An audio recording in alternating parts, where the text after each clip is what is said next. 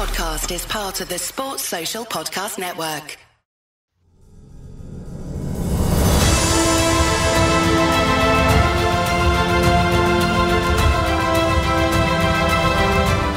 Welcome to Scarlet's Fever, the home of Saucepan Central and Westerer is Besterer.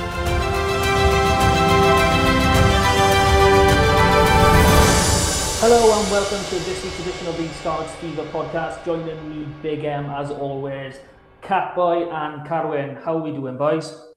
Evening. Good evening. We're a bit delicate tonight after my sister's wedding over the weekend. Nicest day of the year. They got married, so yeah, made for a great weekend. So I'm not at my spruciest. I don't know if that's even a word, but we'll go with that. Well, after the event in Cardiff, you've got to use spruce somewhere, haven't you? Nice. Oh, was the boss in Cardiff, was he? Yeah. Very good. I was off to Gloucester again. I managed to get myself another free ticket to a European knockout game. So I was taking in Gloucester versus Benetton. I was cheering for Benetton. Unfortunately, obviously didn't get the results, but I had an absolutely class day. Like you said, the weather was great. Gloucester's great. And I met up with the guys and girls from the Spritz and Scrum podcast, Italian rugby podcast. And I was sat with them in the grounds and chatting to them and went for a drink with them after. And yeah, I had an absolute brilliant day, fair play. So basically, every time you go to Kingsholm, Gloucester win. 2 out of 2. 2 out of 2. I think they want to get you in there every day, but yeah. I've had a bit of a boring week, but I get to go on holidays in 2 days' time. Yay! Hey. Where you going? Off to Turkey, but Turkey. You getting your teeth done while you're there? I should do because they are absolutely disgusting. I don't think they've been anything even close to white for a good 10 years. So let's just kick on. There's not a great deal to chat about this week, so let's look at what we've got to share in the community game. So I'm trying to share this. Can we all see? Yes. It's loaded. There we are, yes, yeah. Well, hey. So first up, we had the Premiership playoff semi-finals, Llandovery against Cardiff. Did either of you catch the game? No, was out. I've I've seen Max recorded Phases it, try. I haven't watched it yet, yeah. Well, you've missed a treat because, honest to God, it was a great game to watch, and it really typified, proper knockout rugby. Llandovery just came out of the blocks firing. Everything they were doing was fast. It was fluid. The Cardiff defence was just so solid in that first half. They just couldn't break through. I think Cardiff went into the half 10-6 up, and there was just barrage after barrage on Llandovery, and about 55 minutes, the doors cracked, and we just started running in tries, finished 34-13. So, and there was an absolute worldie from Max Page, and if anyone doesn't know, this boy is an academy player of ours. Normally plays 13, but he was out on the wing. He picked up 2 tries himself. We had 2 other boys in the squad in the 23, on the bench, I have to say. Harry Thomas and Kian Abram. Abram came on and scored a try as well, so that really kick-started things. So, on to the final now, and they're up against Newport. So, Newport won 48-13 in their Gwent Derby semi-final against Ebbw Vale. So, what are we thinking? Newport have really, really kicked up a storm now this whole season, really. I think they've only lost 1 game less than the Rovers. Yeah, Newport, hell of a team. Having watched them a few times, they love to score tries. They love to do the razzle-dazzle. And they did a job on Drovers a few weeks back, didn't they, in the rain? We thought that Drovers were going to do a job on them based on the scrum dominance that they had, but Newport managed to get some breakaway tries. I think it was only 3 tries. It was quite low scoring for a Welsh Prem game at this time of year. But of course, Drovers won the return fixture earlier in the season, though. So, yeah, well, that game a few weeks ago finished 24-6 to Newport, and we've been following Llandovery all season, so obviously we expected a win, if not a big win. But I was looking at the squad afterwards, and there was a really young squad for Llandovery. They give a debut to a boy, Sam Potter. Yeah, he's been playing for Ammanford all season at 10, and they had him on the bench. So I don't think they exactly targeted the game as one to really dig in. I think it was more of a case of, well, we're probably going to end up playing you again at some point in the playoffs. Let's maybe ease off.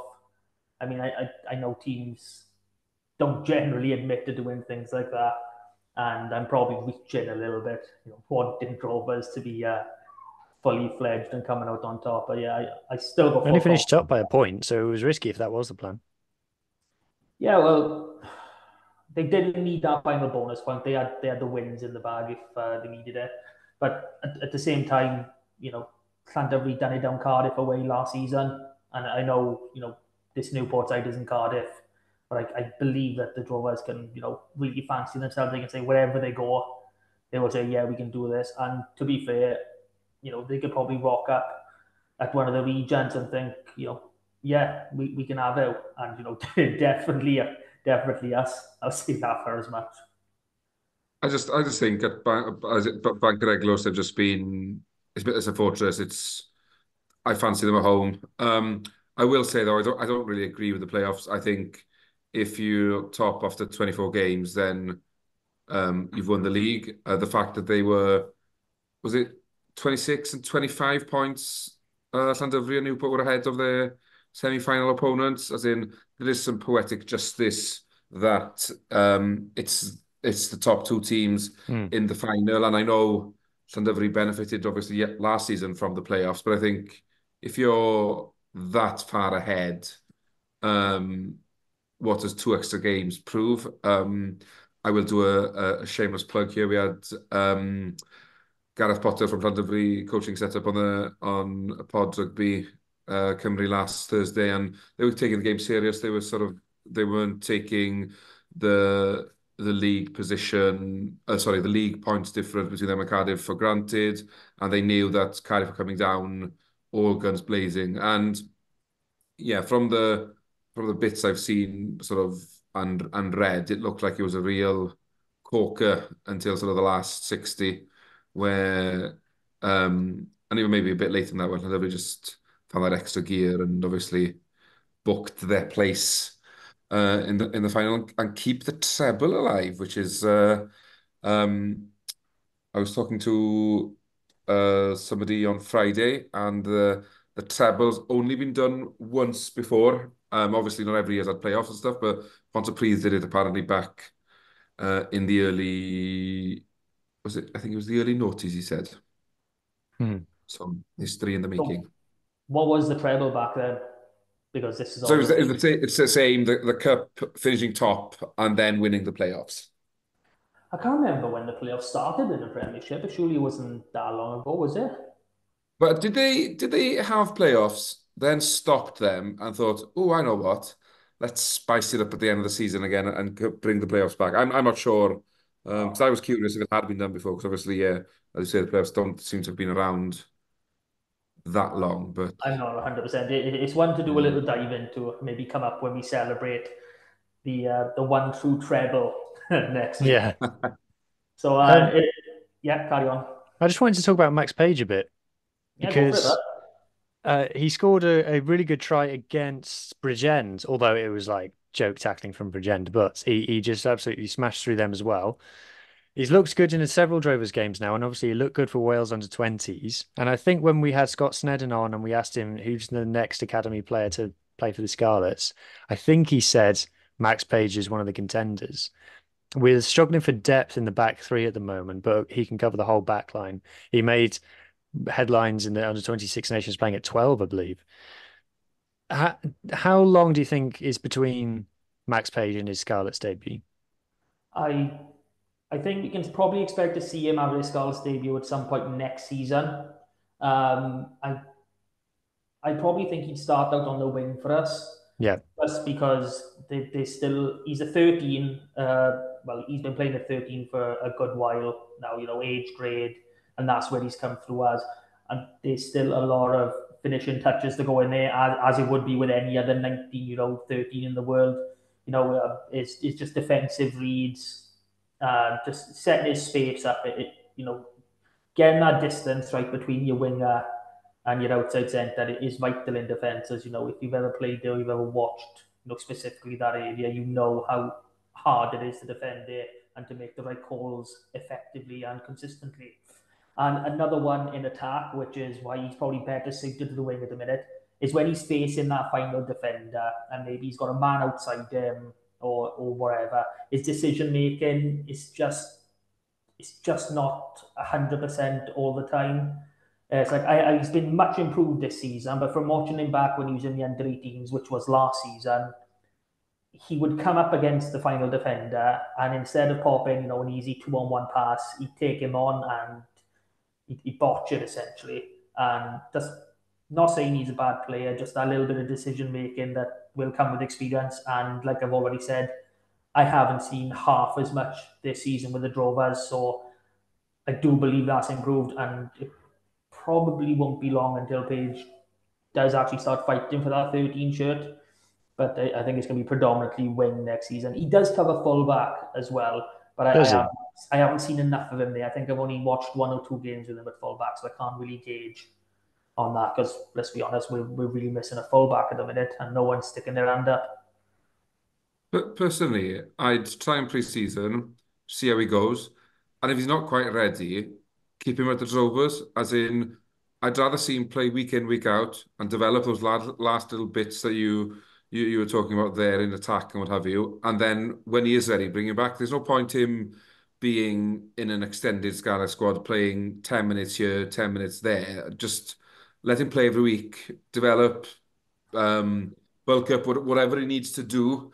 Keep his match practice, match fitness up, and then try him again in a few months. I just think having him sort of holding tackle bags does nothing for his long-term game. And the likelihood then is that he'll get fed up and look elsewhere. Where at least if he's playing week in, week out and not on the coach's radar, there's something for him to fight for. Well, that's exactly what has happened with another Scarlet. He did have a bad injury, but you probably would know the name, Callum Williams. I don't think he's ever made a competitive start for us, but he's been in our squad for about 4 or 5 years. And we don't see him with the Drovers, we don't see him with the Quins, and we don't see him with the Scarlets.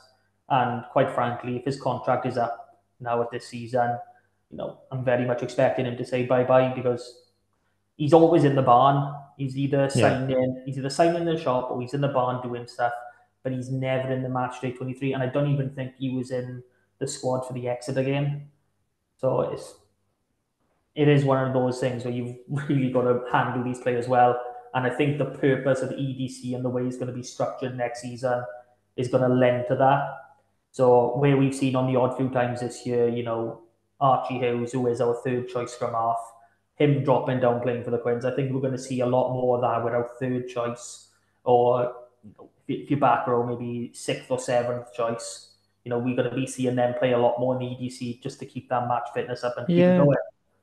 It's a bit annoying, really, that it's at the end of the season that I suppose you would expect it to come good over the course of a season, but really it feels like now between Archie, Charlie, and now Max Page, we've got these senior academy boys, although I don't think Max is senior academy yet. Yeah, everything over 18 is senior. Okay, so these boys actually starting to fire now towards, maybe it's a bit of improved weather because they are all backs after all, but you just makes you wish the season was about 6 weeks longer, doesn't it? Or that we play in the summer. Yeah, I'm a massive advocate for summer rugby. I'm actually a big advocate for moving the Six Nations as well, but people don't like it when I say that. So if we'll carry on with the rest of the community game, Championship West is done and finished. Into One West, we had 2 midweek games. Vellinville went down 1935 at home to Gowerton. Clefley Wanderers 145-7 at home to Pencloud. On to the weekend, and Gowerton beat Barry Port 63-15 at home. Aberystwyth travelled to One Eyelid and played out a 28-all cracker. And then Hendy rounded off the weekend's action for them with a 29-36 loss at home to Casainan. Just the 1 game left in this division for us now, and that's Clefley Wanderers against Gowerton. They are playing on Wednesday night. Down into 2 West, and Am United are continuing their absolute menace of an end of season. They played midweek, losing 24-0 at home to Croyce. They went down 41-23 away against Mumbles on Saturday. Tomorrow night, now Tuesday night, they are travelling to Milford, and then Saturday they're travelling to Fishguard. I think it works out something like 10 or 11 games in 4 weeks. It's unbelievable what they've had to do to really finish off the season. We go into 3 West A now, and with these 2 results, well, the first one done it, midweek, Neyland won 17-8 at home to Halford West, meaning Larne are champions and being promoted. Larne then rounded off their season on Saturday with a 52-21 win away at Pembroke Dock Harlequins. Down into 3 West B, 2 midweek games. Gwendryth derby for the ages. Tumble hosting Kevnathan. Kevnathan were 25-0 up at half-time. And Tumble came back to 21-25 and just ran out of time. It was an epic game by all accounts. And I really wish I was there because it sounded awesome from everything I've seen and read. The other midweek game, Trimsaran travelled to Llandovery, winning 28-17. On to Saturday, Llandailo won 29-20 at home to Llangadog. And Hughes' beloved New Dock Stars lost 16-41 at home to Kevnathan. This season's really gone off the rails at the end. Well, the thing is, the way that the season's being restructured now, 3 West A and 3 West B are joining forces. So that means a lot of teams are getting relegated. And with this loss, New Dock Stars are being relegated. So I'm very sorry, Hugh. But you can proudly cheer on for Division 4 champions next season. How does that sound? Well, I'm just gutted. So a couple of games left now. We got Betos at home to Llandailo on Tuesday night. On to Saturday, Kevnathan at home to Betos and Binia travel to Llandailo. Division 5 West Central, Banwen won 15-18 at home to Pontiates, and Penybang travelled to Penlan and went down by 60 points to 8. Pantavannan travelling to Seven Sisters was postponed. I didn't need to check up on what the reason. Maybe pitch, maybe Pantavannan not raising aside. They haven't won a game all season. I think this must be the last game. I'm not 100% sure there. If someone wants to have a look while we're doing this, awesome. If not, I'm not worried. Games for this week. Wednesday night, we got Pontiates at home to Cumgrach, and then Penybang host Cumgrach on Saturday. So we promised to have a little look at this. So I'm going to scroll down and see if you all can see it. Can you see my little bits for there? Yeah. So this is the restructuring, is it? This is who's going up and down in just for us, just to have a look. Can we see it all? Yeah. Oh, can't. Okay. So we know Llandovery and Carmarthen Quins are moving from the Premiership up to the EDC. Championship West, Narberth, Llangennech and Newcastle Emlyn are all getting promoted to the new style Premiership. Bonamine and Brecon are joining them, but we're not too bothered by them. It'll be interesting to watch the Prem next season with all these teams in it, because you'd say on merit that there's teams in there that, I'm not just talking about our teams, by the way, there's teams in there that didn't, aren't at the level to play in the Premiership. They've gone up because of the restructure. So I think is it Ponty and Merthyr will probably be the favourites for the Prem next season. Yeah, Pontypridd, Merthyr and Neath will most likely be the top dogs. Narberth and Brecon really did have a stranglehold on this league, and obviously Bargoed, who won the cup and really dominated the league as well. One team I'm not really surprised that they went up, but they normally a Midland team, Cardiff Met. They've come up from Championship East and they've done really, really well. Like they led the table for so long, but that was by virtue of basically almost playing all the games on the weekend they were meant to, which is unheard of. So we drop going up to Championship West for next season. Fletchley Wanderers, winners of 1 West. Joining them will be Gowerton and Gosainan. Whitland have been relegated, so they will be dropping down out of 1 West into 2 West. Current 2 West champions, St Clair's and second place Tenby, will be moving up to 1 West. This is also confusing, saying these bloody league names all the time. A little bit further east, Bryn Aman, who play in 1 West Central, they have finished bottom. So they are dropping down the league, whether that is into 2 West Central or if we can manage to get into 2 West. We're just not 100% sure on that.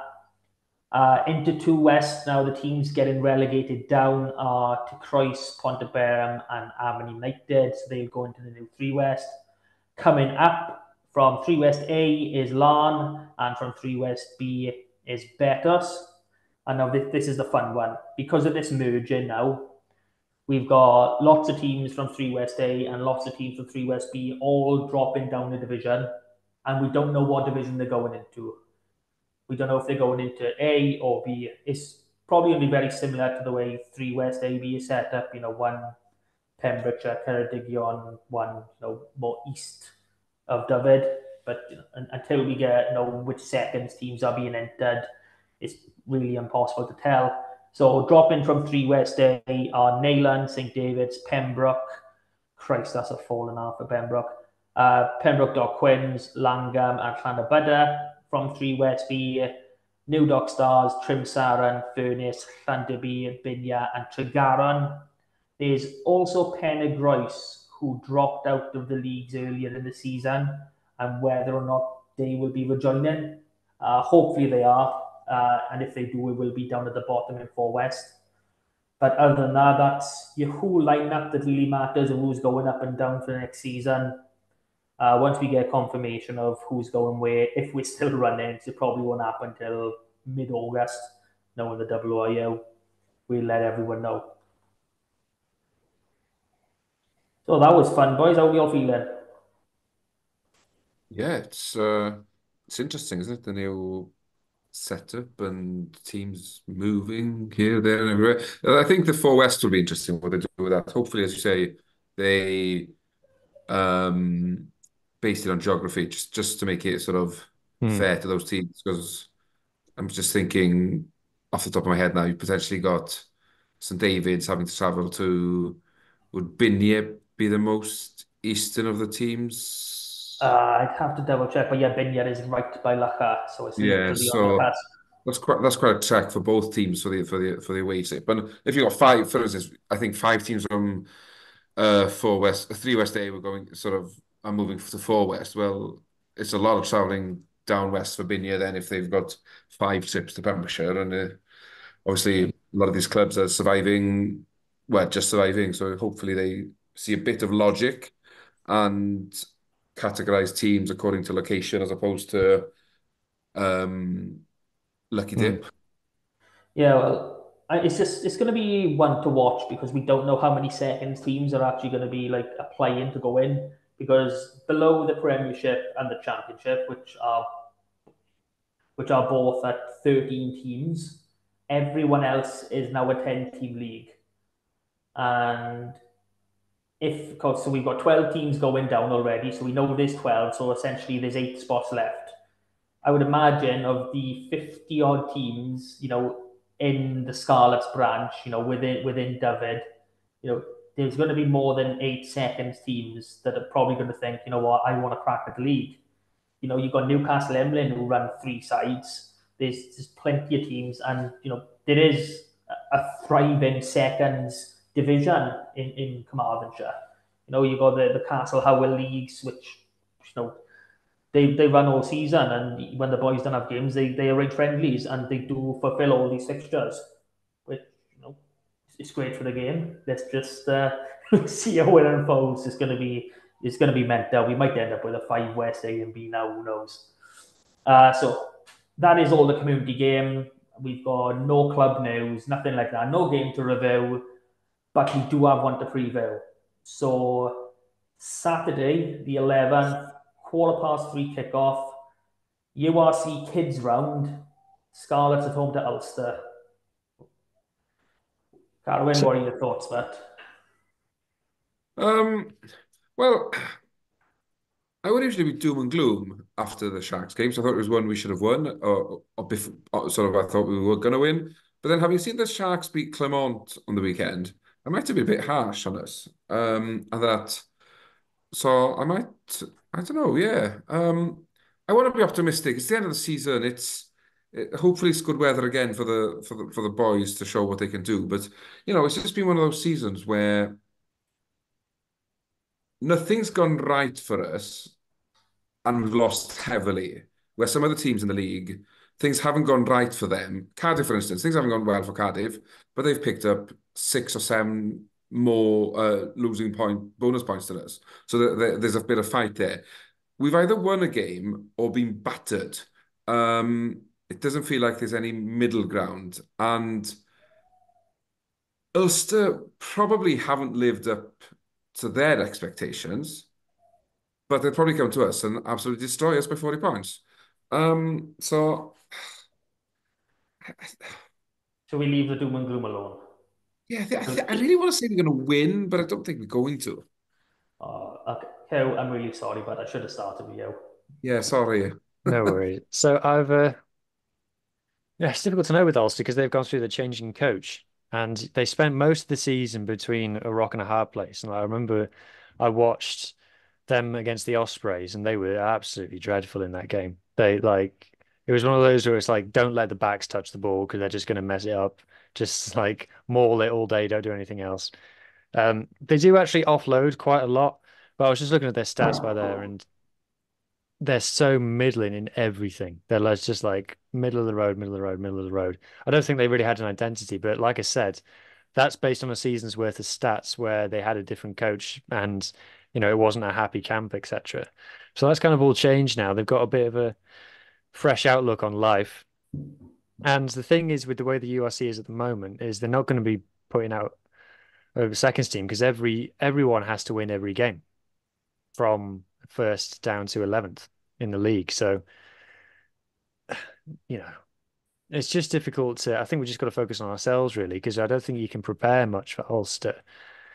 They've got a big couple of games coming up into pros at this end of the season, but I think honestly, you just got to focus on us. So, I don't know, from a Scarlet selection point of view, we're just hoping for as close to the Sharks lineup as possible, aren't we?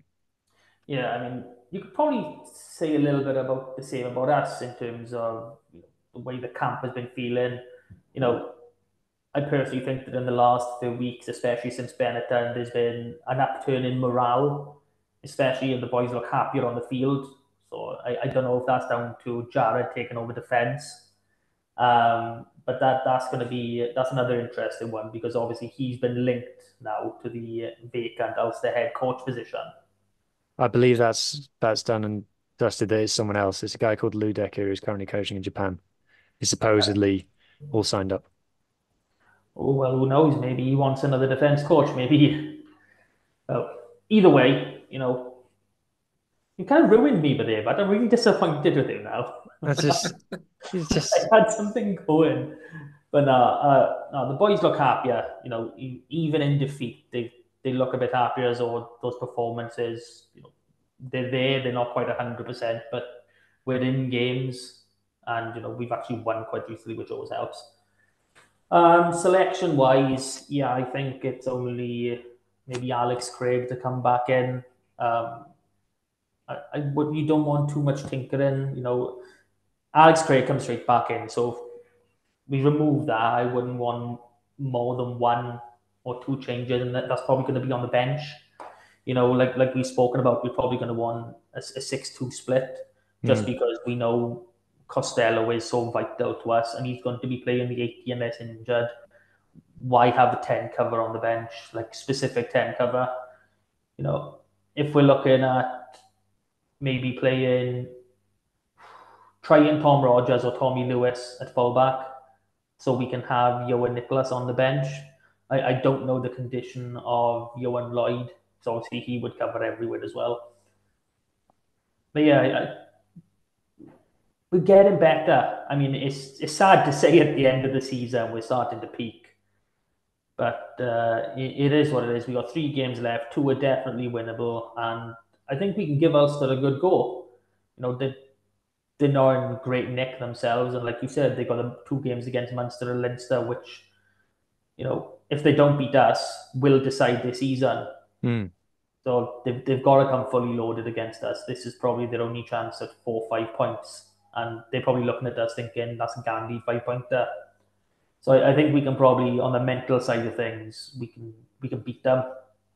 We can, we can basically show up and go, yeah, we're not here for the taking. We're not the same team that play bloody Stormers or Bulls or whatever, just run riot over us. We're here for the game with a team that, ran European finalists close a couple of weeks ago.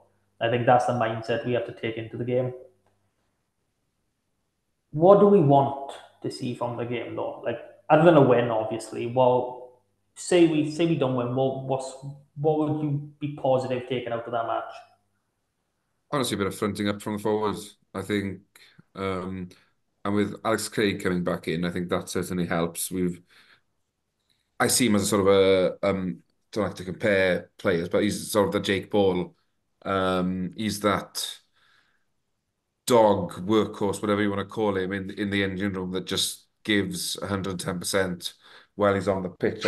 I think the backs we've got, given decent ball, they can cause damage. I just don't think we've had enough quality ball to go out wide. And I know we've got to earn the right to go wide, but at times it feels like we have.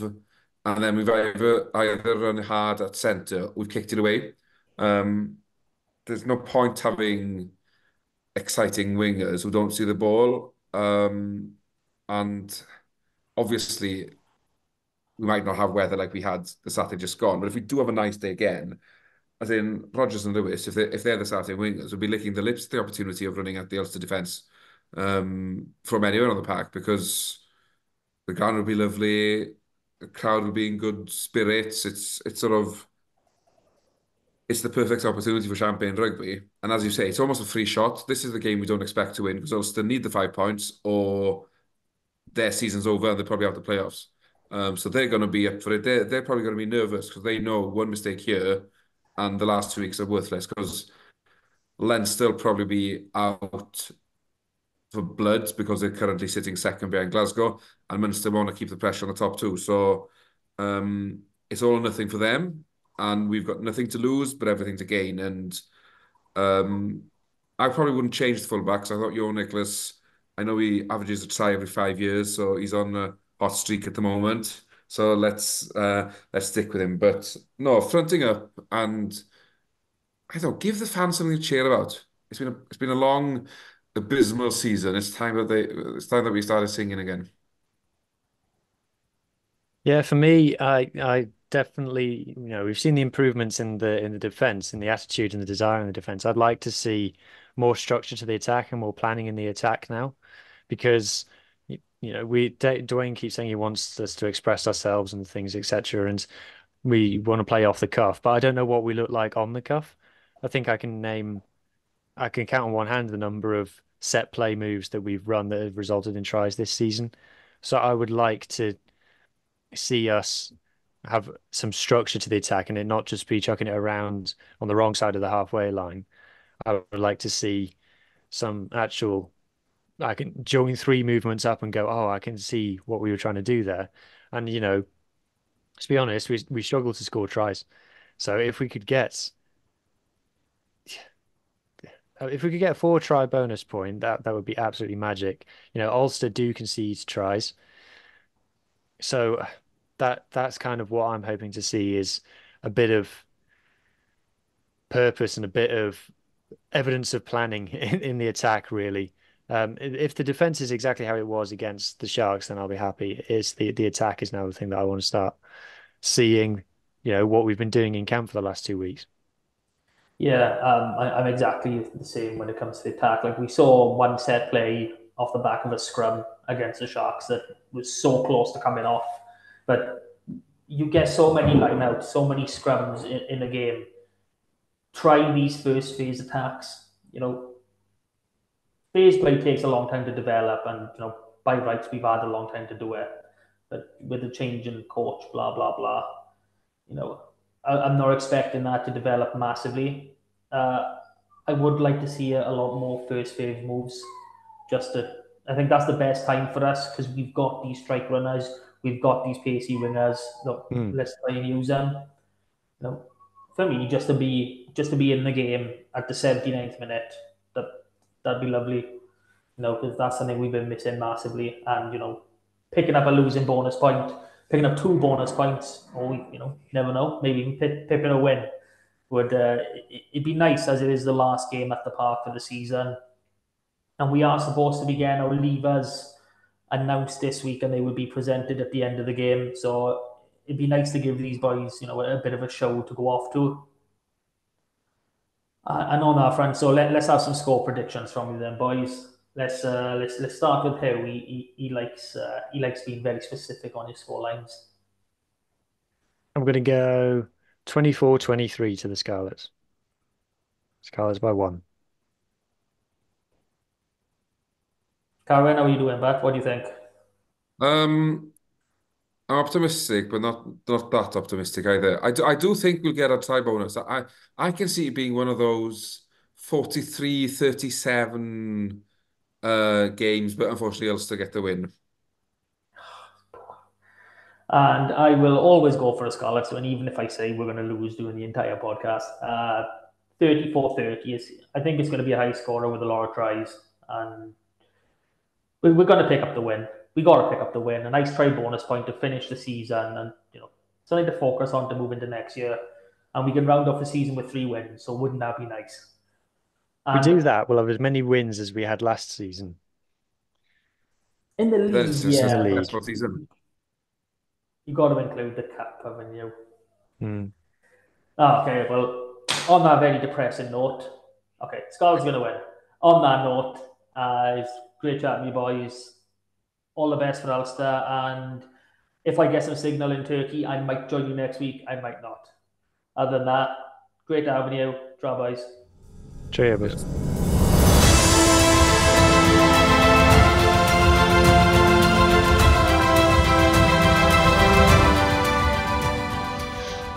Thank you for listening to the Scarlet's Fever podcast. We hope you enjoyed the show. Please subscribe, rate and review wherever you listen to us, as it really helps us spread the word. You can find us on all the usual social media channels or email us on welshregionalrugbypod@gmail.com. And remember, whatever the question, rugby is always the answer.